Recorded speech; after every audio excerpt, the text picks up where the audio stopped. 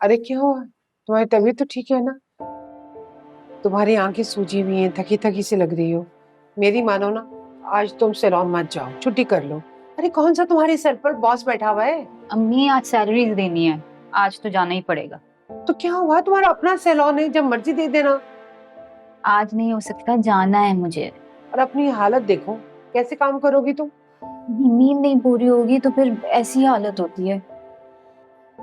तुम्हारी तरफ से परेशानी खत्म हुई तो फिजा की तरफ से शुरू हो गई है। आपको ना बहाना चाहिए होता है परेशान होने का। तुम्हारी बीमारी भी मैंने बनाई, फिजा का जो मसला है वो भी मैंने पैदा किया है ना। अम्मी, मेरा ये मतलब नहीं था। मतलब जिंदगी अब मौका देती रहती है परेशान होने का, तो इसमें आपकी क्या गलती है। चलिए सुबह सुबह गुस्सा ना करें, आए नाश्ता करते हैं। मैंने तुम्हारे अब्बू को ना ख्वाब में देखा था। 2-3 वाकयात एक साथ ही थे। अब आप तहसीन खाला से ख्वाब की ताबीर पूछेंगे, फिर मजीद परेशान होंगी, है ना। मजाक उड़ाने की जरूरत नहीं है, चलो नाश्ता करते हैं। आओ चल। चलो। हाँ हाँ चल।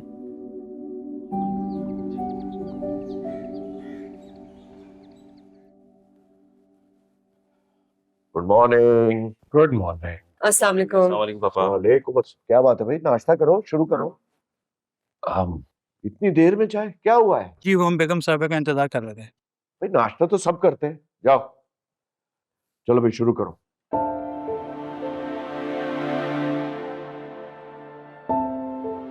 आज पता नहीं क्या होगा।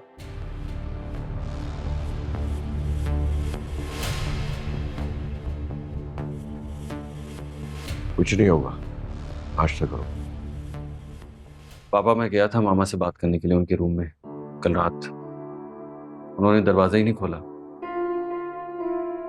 और अभी तक नाश्ते पे भी नहीं आई।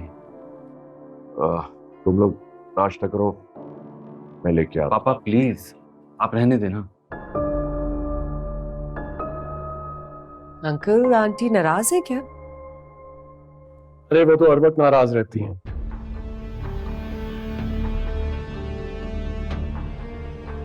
क्योंकि इस घर में उन्हें टोकने वाला तो कोई है नहीं।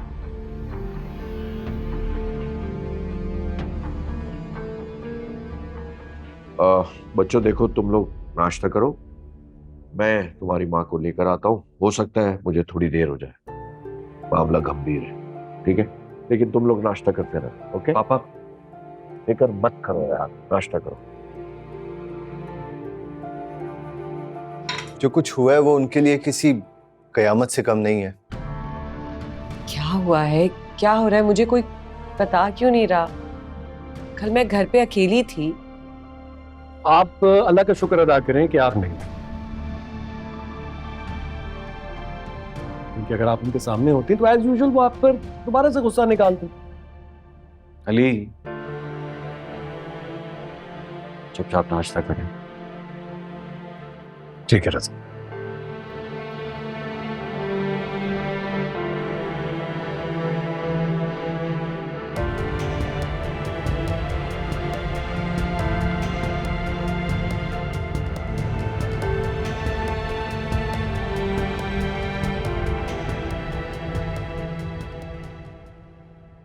अनुशे मेरी जायज औलाद है जहारा।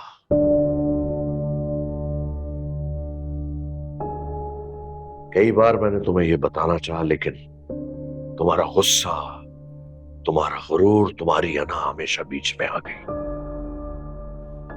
तुमने मुझे हासिल करने की जिद बांध ली थी। मैं तुमसे कभी भी शादी नहीं करना चाहता था, क्योंकि तुम में गुरूर और तकब्बुर बहुत ज्यादा है। लेकिन मेरी मजबूरी यह थी कि मैं तुम्हारी पापा की कंपनी से लोन ले चुका था, जॉब भी नहीं छोड़ सकता था। तुम्हारे पापा ने तुम्हारी जिद मानकर और मेरी मजबूरी खरीद कर मेरी तुमसे शादी करा दी। मैं बिजनेस के सिलसिले में कनाडा गया था जब हमारा उसामा पैदा होने वाला था। वहां मेरी मुलाकात हरीम से हुई। यारा वो तुमसे बिल्कुल मुख्तलिफ थी। कम गो, नरमी से बात करने वाली, इज्जत करने वाली, मोहब्बत देने वाली।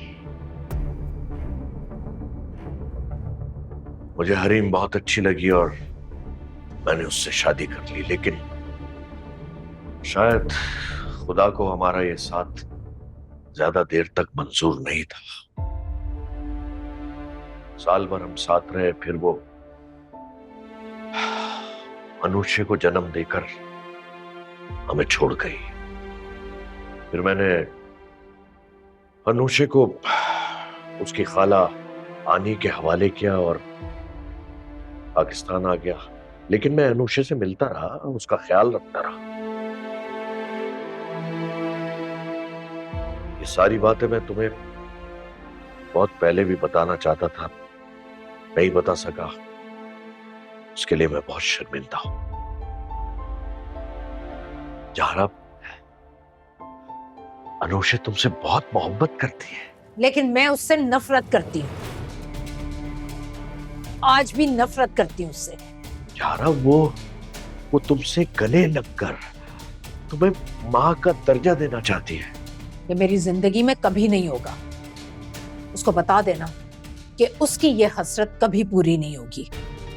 तुमने मुझे धोखा दिया है मीर नोमान, मैं तुम्हें कभी माफ नहीं करूंगी कि तुम्हारी नीयत में खोट था। मेरी नीयत में कोई खोट नहीं था जहां। सारी जिंदगी आज तक मैंने तुम्हारे साथ और तुम्हारी औलाद के साथ वफादारी निभाई है। मैं तुम्हें कोई दुख नहीं देना चाहता था, लेकिन तुम तो बात सुनने के लिए तैयार नहीं थी। झूठ बोलते हो तुमने मेरे बेटों को मेरे खिलाफ भड़काया है। वो ये सब कुछ पहले से जानते थे, लेकिन उन्होंने मुझे नहीं बताया। मैं तुम्हें कभी माफ नहीं करूंगी। चले जाओ यहां से, मैं तुम्हारी शक्ल भी नहीं देखना चाहती। जाओ यहां से। जहां इस वक्त तुम्हारा ये हाल है, अगर उस वक्त मैं तुम्हें ये सब बताता तो तुम्हारा क्या हाल होता?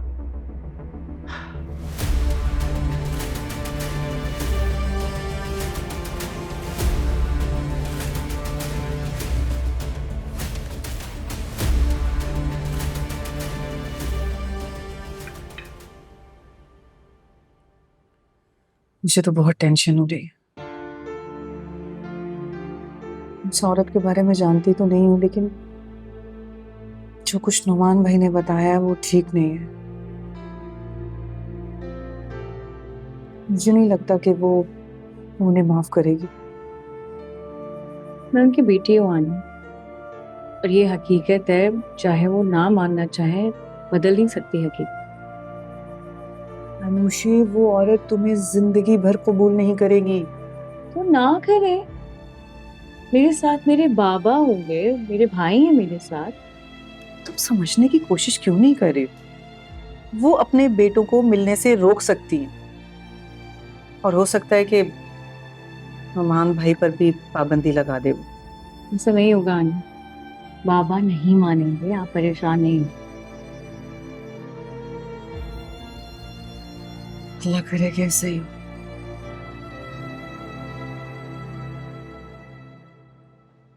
नम्रा, दवाएं तो पाबंदी से खा रही हो ना? कल जाऊंगी डॉक्टर के पास, टेस्ट के लिए बुलाया। मामा के साथ जाओगी? नहीं, उनके साथ तो जाते हुए डर लगता है मुझे। मैं नहीं चाहती कि वो मेरी बीमारी झेले। वैसे ही फिजा के साथ इतना सब कुछ हो रहा है, फिर आयजा की डेथ आसान थोड़ी है। कल पता है किचन के नलके से पानी टपक रहा था, इसकी टप टप मेरे दिमाग में जैसे हथौड़े की तरह पड़ रही थी। हर छोटी चीज की आवाज इतनी ज्यादा जोर से आती है मुझे। मैंने जब नल का बंद किया तब जाके सुकून आया। रात में भी दवा खानी पड़ी। मुझे समझ नहीं आ रही कि इतना शदीद दर्द क्यों है तुम्हें, आखिर वजह क्या है इसकी? पता नहीं यार, कल जाके पूछूंगी। बहुत शदीद दर्द होता है, बर्दाश्त ही नहीं होता मुझसे। ऊपर से अम्मी को भी मैं कुछ नहीं बता सकती। अच्छा मुझे ये बताओ, जो दवाएं खा रही हो उसका तो असर हो रहा है ना? हाँ, दवा लेने के बाद थोड़ा बेहतर तो हो जाता है। कल सब पूछूंगी डॉक्टर से। जरूर पूछना कल। Thank you. अपना ख्याल रखो।